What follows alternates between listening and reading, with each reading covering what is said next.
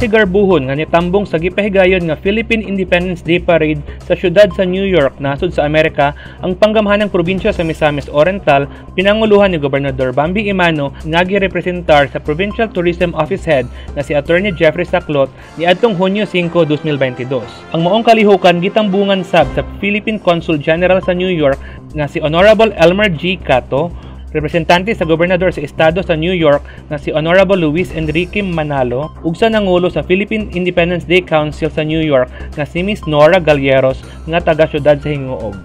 Giimbitar sab sa moong kalihukan alang sa cultural float ang kasamtangang garbo sa Misamis Oriental ug kasamtangang Miss Intercontinental na si Cindy Faye Obinieta.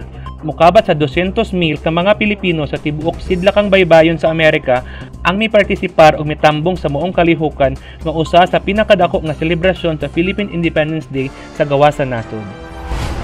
Garbo sa panggamhanang probinsya sa Misamis Oriental nga makatambong sa mga prestihiyosong selebrasyon sa gawa sa nasod sama niining Independence Day Parade sa New York aron padayon nga maila ang probinsya sa Misamis Oriental dili lamang sa nasod kundi apil sa tibuok kalibutan kay ang programang turismo mao ang pundasyon sa kasamtangang pamunuan nga pagpunting sa kinatibuk-ang kalambuan sa probinsya.